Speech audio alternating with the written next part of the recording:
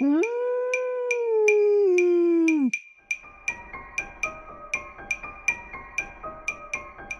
Êtes-vous prêt à voyager des frontières de vos peurs aux limites de vos rêves, à rencontrer des mythes et des légendes, des diables et des anges, à vous laisser conduire sur les chemins de l'étrange? Arcanum Fabulas. Saison 10. Kiltan. Le monde de la nuit éternelle. Épisode 1.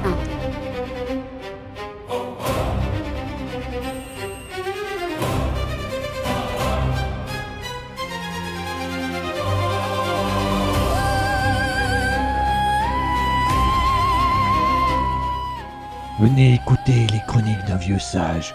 Venez écouter les chroniques de Séviane. Regnum nostrum in nocte iacet, sub cielo sine aurora. Fribus umbra silentium, sed fatum nos vocat ad hoc. Dive teres nos servant, in tenebris non deserunt, inter gelu et sanguinem. Saldet occultas et viva, contra umbram surgimus, ferum et animam tolimus.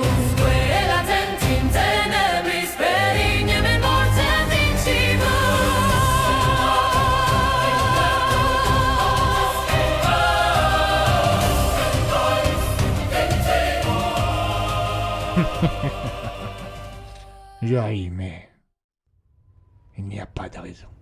Écoutez, et souvenez-vous de mes paroles, car elles ne sont pas celles d'un homme, mais d'un témoin du déclin.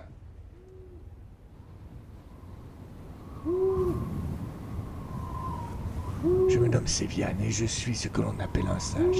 Je vis ici depuis si longtemps que même les arbres ont oublié le jour de ma naissance. Je suis un sujet du roi et un serviteur du royaume de Kiltan. C'est à ce titre que je témoigne et que je viens donner quelques clés avant de vous laisser rencontrer les autres survivants.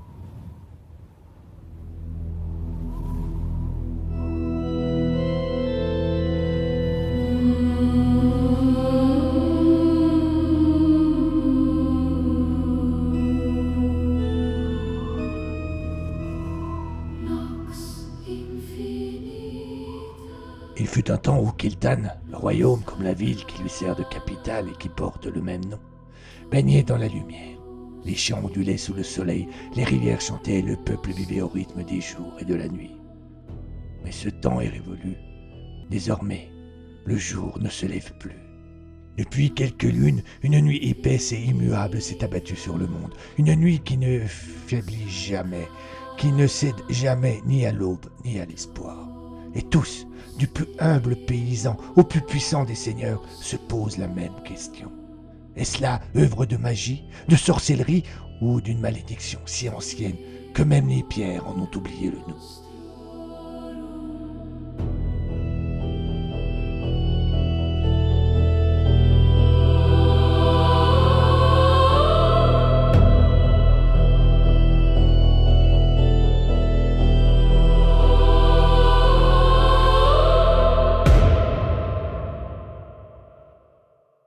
Dans cette obscurité sans fin, la vie elle-même vacille, les récoltes meurent privées de lumière, les terres se dessèchent ou pourrissent sous une humidité froide et constante. Le bétail dépérit, les réserves s'épuisent et la faim s'insinue dans chaque foyer. Les hommes ne craignent plus seulement l'ombre, ils craignent le lendemain, le prochain cycle.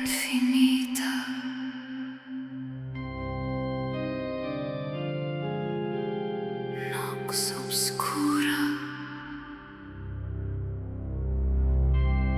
umbre surgunt in silentio,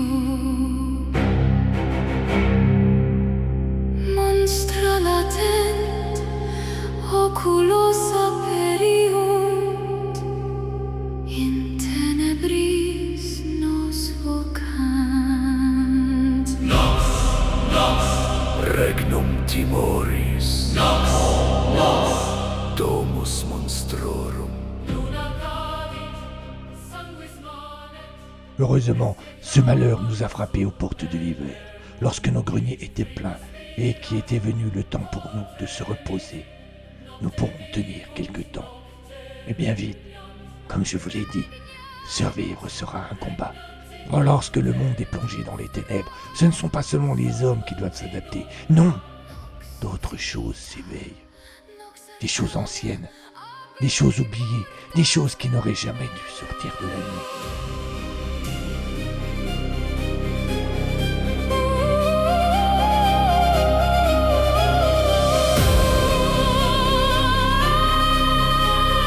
Voces mortuorum canunt mecum in aeternum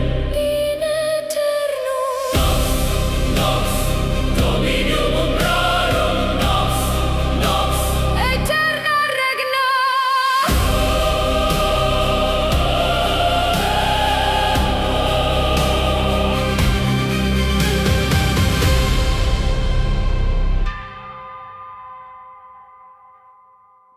Les provinces du Nord, les habitants murmurent avec terreur. Ils parlent de silhouettes mouvantes au loin, de regards brillants dans l'obscurité, de créatures venues d'un autre âge, de morts revenus à la vie, ou d'un autre monde. Des voyageurs ne reviennent pas. Des villages entiers se barricadent, vivant dans un silence oppressant, à peine troublé par des cris lointains et terrifiants. Mais certains même jurent avoir vu le loup géant.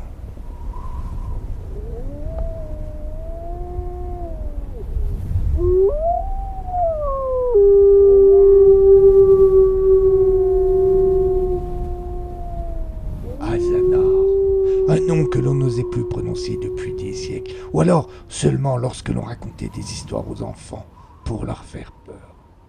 On dit qu'il est le gardien de la nuit, une entité ancienne, chargée de contenir les cauchemars, de les empêcher de franchir les frontières du monde des songes.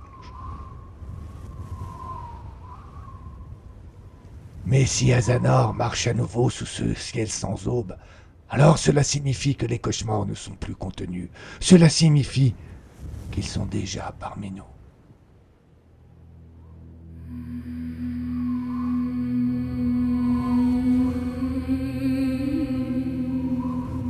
Nox infinita, nox obscura, umbre surgunt in silentio, monstra latent, oculos aperiunt. Au sud, les récits sont différents, mais tout aussi terrifiants. Sur les côtes battues par des mers noires et agitées, des pêcheurs affirment avoir vu des navires dériver dans le silence. Des embarcations sans voile, sans lumière, glissant sur les flots comme des ombres. Et lorsqu'elles accostent, ce ne sont pas des hommes qui en descendent. À galets de Pharnac, les survivants, rares, parlent de silhouettes décharnées, de corps brisés, animés par une faim insatiable. Des ghouls, des hordes entières de ghouls, surgis des flots, qui ont déferlé sur les plages et massacré des villages complets avant de disparaître de nouveau dans la nuit. Il ne reste derrière elles que des ruines et du silence. Ainsi, du nord au sud, Kiltan s'effondre lentement. Et au cœur de ce chaos, le pouvoir vacille. Le roi Averus III lutte pour maintenir l'ordre dans un royaume qui lui échappe peu à peu.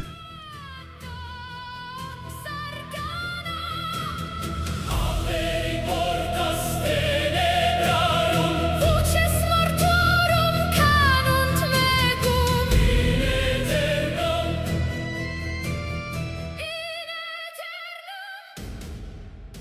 Ces messagers ne traversent plus les terres sans escorte. Ces baillis se terrent ou fuient. Ces armées autrefois fières sont désormais éparpillées, mobilisées pour protéger des villes qui tombent les unes après les autres. Mais comment gouverner un peuple dominé par la peur? Comment imposer des lois lorsque les ténèbres elles-mêmes semblent vivantes? Dominium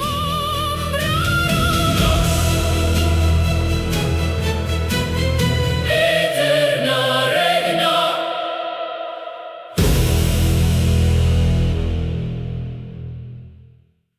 On dit que certains nobles complotent, que des alliances se brisent, que des seigneurs commencent à se comporter comme des rois sur leur propre terre. Quand dans l'obscurité, l'autorité se fragilise et les ambitions prospèrent.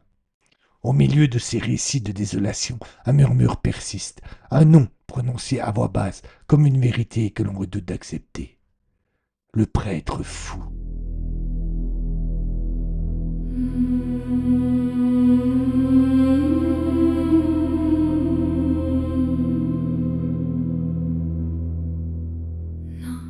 Certains disent qu'il était autrefois un homme de foi, un érudit, un guide spirituel, jusqu'à ce qu'il plonge trop profondément dans les savoirs interdits. On raconte qu'il cherchait à percer les secrets du monde et à comprendre ce qui se cache derrière le voile des rêves et des ténèbres.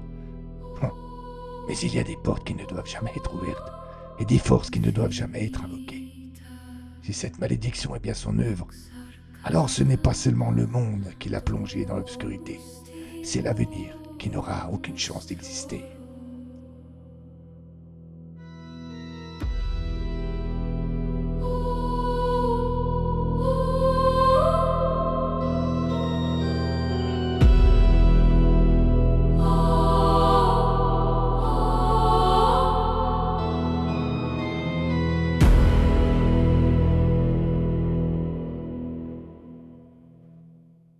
Voilà, vous savez maintenant les malheurs qui nous frappent, et je vais vous laisser partir vers le nord à la rencontre de Mazina et de sa famille. La première histoire de cette nouvelle saison. Elle débute à l'aube du 6e cycle, alors que la lune a traversé 5 fois le ciel sans jamais laisser sa place au soleil. Dans ce village isolé où vit la jeune femme, tout le monde a peur. Quoi de plus normal? Et pourtant, certains ne renoncent pas. Comment? Vous le saurez dans le prochain épisode. Quant à moi, je vous retrouverai bientôt pour vous donner des nouvelles du monde de Kiltan.